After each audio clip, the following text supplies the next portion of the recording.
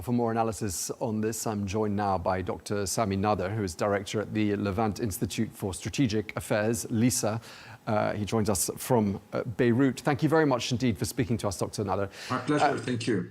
I mean, this is a really complicated story for a lot of people to understand. And I just want to do a little recap with you here, because we've got a situation where fighting between Druze fighters and Bedouin armed men triggered the Syrian government to send in forces to get involved. And now the Israelis are getting involved to protect the Druze from the Syrian armed forces. Is that roughly your understanding of this whole situation?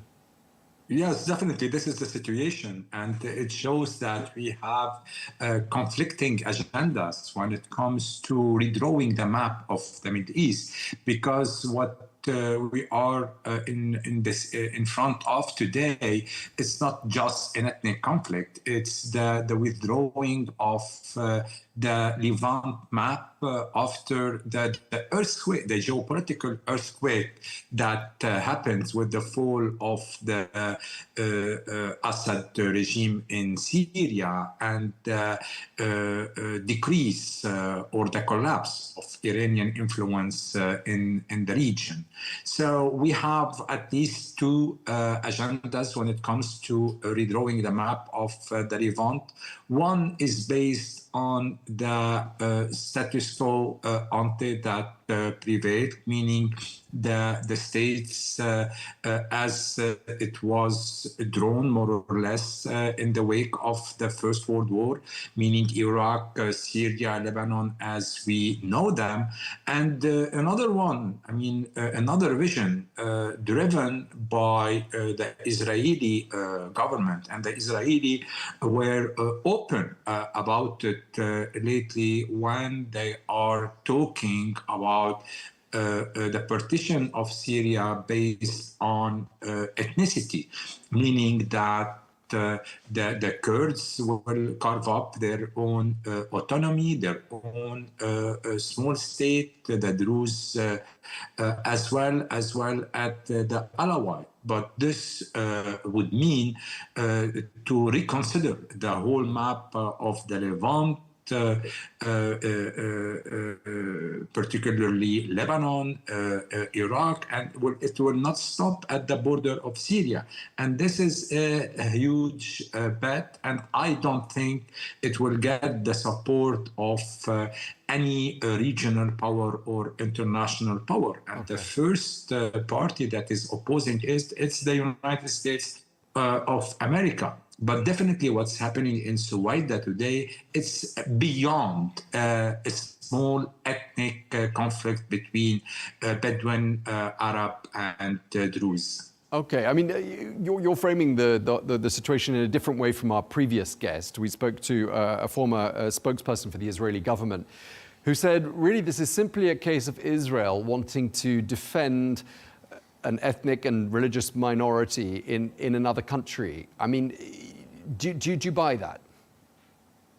I mean, yeah, this is an excuse. This is part of, or the justification of a broader map that, in my view, from an Israeli standpoint, can ensure the stability of and the security of Israel in the long run, which is bordering itself by a small state that will rely on it for their own security and not never being able of threatening its own security.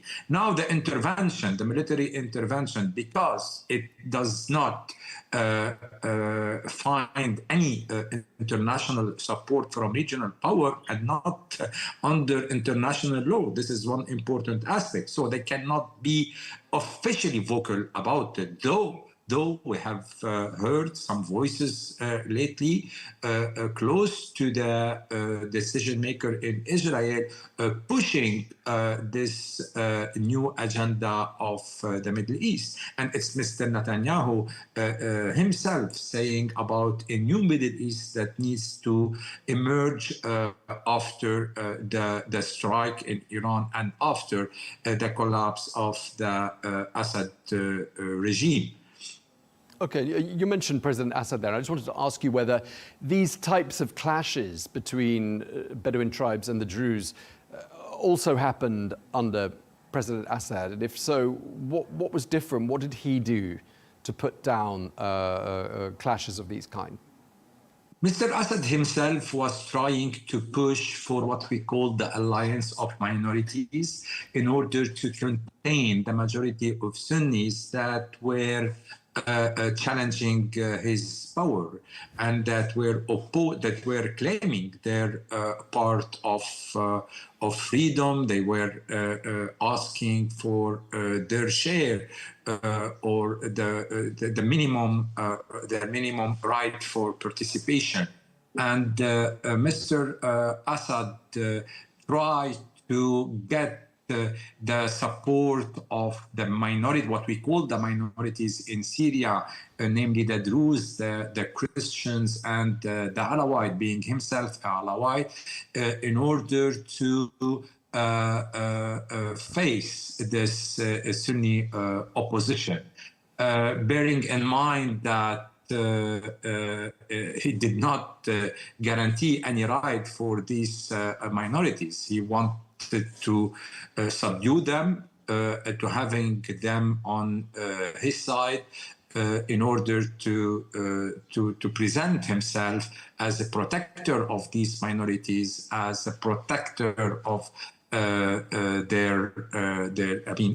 as a promoter of a secular state, trying to depict his opponents as Islamist group. And this was his strategy since day one. Today, the situation is different.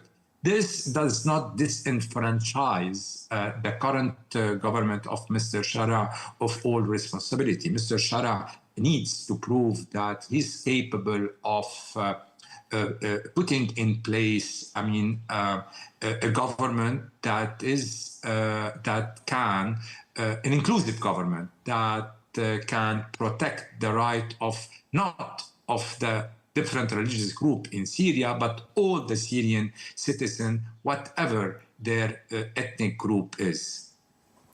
I mean, we've heard from Israel this desire to protect the Druze because they feel some solidarity with them being in a minority. I'm just wondering how the Druze feel about that, because there's a chance, isn't there, and a risk that they'll be doing a disservice to the Druze by having them framed as being a people under Israel's protection. I mean, is that risky for the Druze to have that sort of association? This is a very important question indeed. The Druze are in a very tough situation. On one hand, they suffered from the past regime because they did not get this right, and they suffer from, like any other community, from the wrongdoing and misconduct of an authoritarian regime. Today, they are worried about their future because they are still waiting an inclusive government that will be respectful of their own right. This is on one hand. On the other hand, some extremist movement emerged lately, and this is feeding their fear and their concern. But those Druze, since day one, since the creation of Syria, their identity is 100% an Arab identity, and they have been standard bearer. They champion Syria independence. They face up to the French mandate for the colonial type of regime that the French were trying to put in place in the early of the last century. And they have been totally champion of the Arab cause. This is why their identity is deeply an Arab identity, and they are taking their distance from any alliance with Israel. That said, there is a community of Druze living inside Israel and since 1948, and they are Israeli citizens. And there is they have this belonging to Israel, but as citizen and not as Druze. But this is what it comes to the Druze of Israel. While the Druze of Syria, they are Arab Druze. It's true that some of them are betting on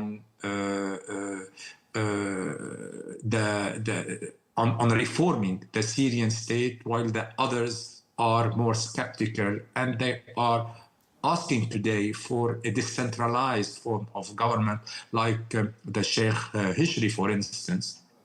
He's trying to push a reform agenda based on decentralization, which will guarantee the autonomy of the Druze region, like Sweida. Lebanon, where you are now, is home to the world's second largest Druze community after Syria. And then I believe it's Israel and Jordan in that order.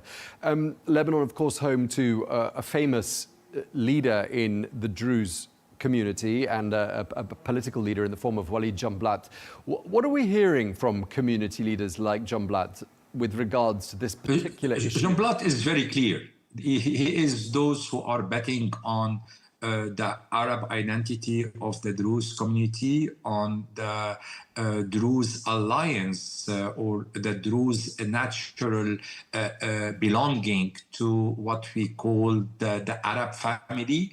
They have developed strong relationship with Arab countries, and namely Saudi Arabia. Today, Walid Jumblat is saying that the Druze in Syria need the protection of the Syrian state, and it's up to the Syrian state to secure the lives of the Druze.